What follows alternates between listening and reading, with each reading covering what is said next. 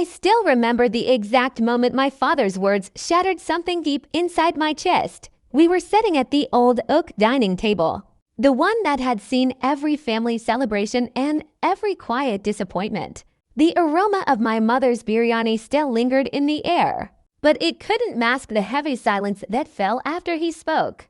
He looked at me, his eldest daughter, with that familiar mix of disappointment and military sternness and said, "Nursing? Come on, Nadia, that's just being a glorified nurse. You're wasting that sharp mind of yours. Why didn't you push harder and become a real doctor like your cousin Ahmed?" The words landed like stones in still water. My mother froze with her spoon halfway to her mouth. My younger brother, always quick to sense weakness, gave a small smirk. And me, I felt my throat tighten, my eyes burn, but I forced a smile. I had perfected that smile over the years, the one that said I'm fine while everything inside me was breaking. At 27, I had already been working as a registered nurse for 5 years. 12-hour shifts, sometimes 16 when emergencies hit. I came home with aching feet, a sore back, and hands raw from constant washing. But every single day I walked into that hospital, I knew I was exactly where I was meant to be. My father, Colonel retired Haris Khan, had spent 30 years in the army. For him, life was about ranks, medals, titles, and visible prestige.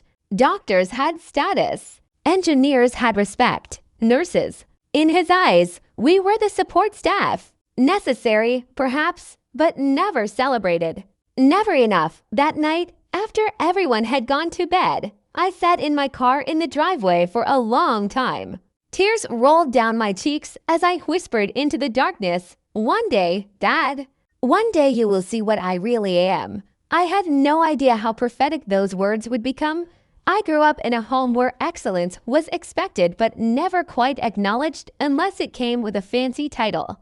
My father would proudly display Ahmed's medical school acceptance letter on the fridge for months, while my nursing graduation photo stayed tucked away in a drawer.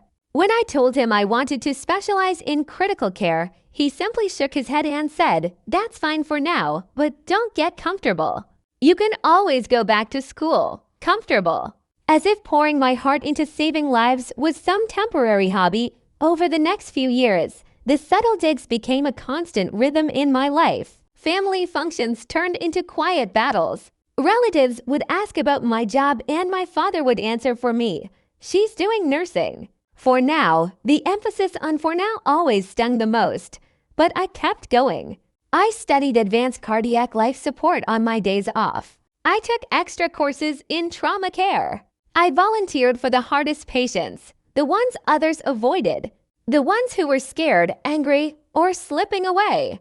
I held hands through the worst nights of people's lives. I whispered prayers when machines beeped their warnings. I learned to find strength in the small victories, a stable blood pressure after hours of struggle, a patient squeezing my hand in thanks, a family crying tears of relief instead of grief. Still, every time I came home excited to share a story, my father's response was the same, "That's nice, but when are you going to do something bigger?"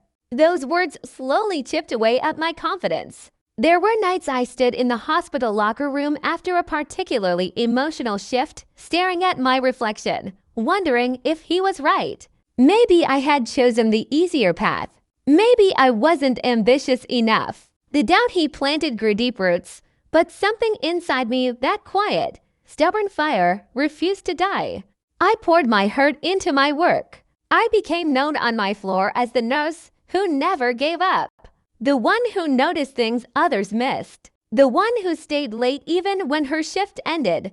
Little did I know, all that quiet dedication was preparing me for the moment that would change everything. It started on an ordinary Tuesday that turned chaotic within minutes. The emergency call came over the speakers. Code blue incoming, high-profile patient. We had no idea who it was until the gurney burst through the doors. 4-star General Marcus Hale, a legend in the military community. A man whose decisions had shaped national security for decades. He had collapsed during a routine inspection visit. His heart had stopped once in the ambulance and they had barely brought him back. From the second he arrived, I was assigned as his primary critical care nurse. The responsibility felt overwhelming, but I pushed my own emotions aside. This wasn't about me or my father's opinions anymore. This was about a man fighting for his life. I didn't sleep for the first 36 hours. I monitored every medication, every vital sign, every subtle change in his breathing. When his pressure dropped dangerously low at 3:17 a.m., I caught it early and coordinated with the team to stabilize him. When he became agitated and tried to pull at his lines, I stayed by his side, speaking softly, reminding him where he was and that he was safe. His wife, Mrs. Eleanor Hale, arrived looking exhausted and terrified. She told me later that my calm presence gave her strength too. I made sure she could stay close. I explained every procedure in simple terms. I even brought her tea during the longest nights. Meanwhile, back at home, life continued as usual. My father sent his usual messages, "Still at that hospital wasting your potential." I read them during my brief breaks but didn't reply. His words no longer surprised me. They only fueled me to be better. I whispered to General Hale during one particularly difficult night, even though he was unconscious. "Fight, sir. Your family needs you. The country needs you. I won't let you slip away." Those long days in the ICU became my sanctuary. Away from my father's judgment, I was respected. I was needed. I was valued. But what I didn't know was that this one patient would eventually bring my two worlds crashing together in the most unexpected, healing way possible. The weeks that followed tested every part of me.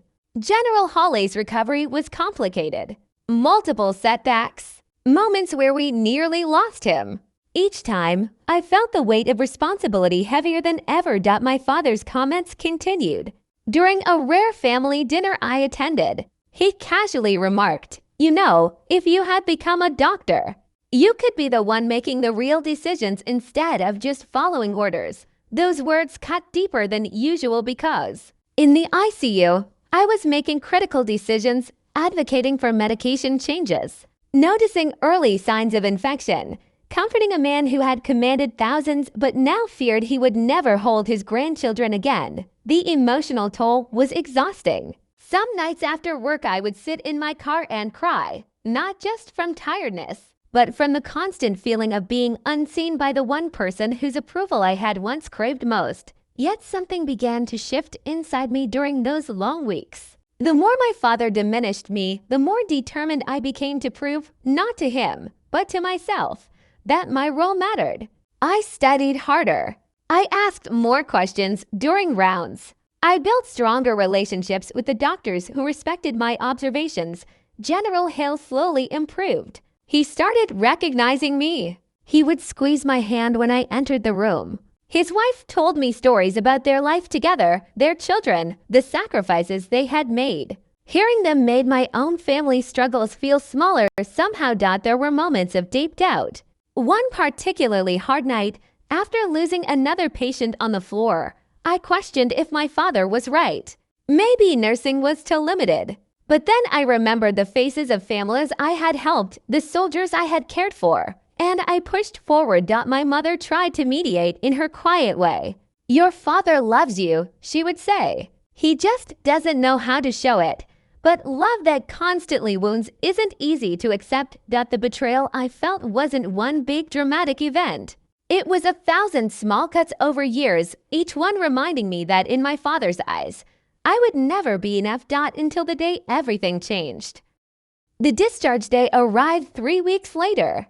General Hale was well enough to leave the ICU. He specifically requested the entire care team join him in his room for a few words. My car was in the shop that day, so my father had reluctantly agreed to pick me up. He waited in the family lounge, probably checking his watch impatiently. What happened next remains one of the most powerful moments of my life. General Hale, dressed in his uniform despite still being weak, stood with quiet dignity. He took my hand in both of his, raised it slowly, and kissed the back of it with deep respect and gratitude. "You didn't just save my life," he said, voice carrying through the room. "You restored my hope when I was terrified. You treated me like a man, not just a rank. You are the reason I get to go home to my family." I will never forget your compassion and skill." The room filled with applause. Doctors, nurses, military aides, everyone clapped. Tears filled my eyes. At that exact moment, my father stepped into the doorway, drawn by the noise. I saw his face change as he realized what was happening. The four-star general was honoring his daughter, the same daughter he had called a glorified nurse for years. General Hale noticed him and asked who he was. When I softly replied my father, "Sir," the general walked over, shook his hand firmly and said, "Colonel, you have raised an exceptional woman. Be very proud." My father stood speechless for the first time in his life. That evening, at home, he looked at me with tears in his eyes and said the words I had waited years to hear. I was wrong. "Nadia, I'm so sorry. I didn't need to say I told you so." The moment itself was enough. In the weeks and months that followed, my father began introducing me differently. "This is my daughter. She saves lives every single day." The greatest revenge wasn't loud or cruel. It was quiet, dignified, and deeply healing. If you're watching and someone keeps diminishing your worth, remember, your value doesn't depend on their limited vision. Keep doing what you were called to do with love and excellence. One day, the right eyes will see you, and the ones who doubted you may finally open theirs. Success, wrapped in grace, is the most beautiful response to doubt. Thank you for listening to my story. You are seen. You are enough. Keep shining.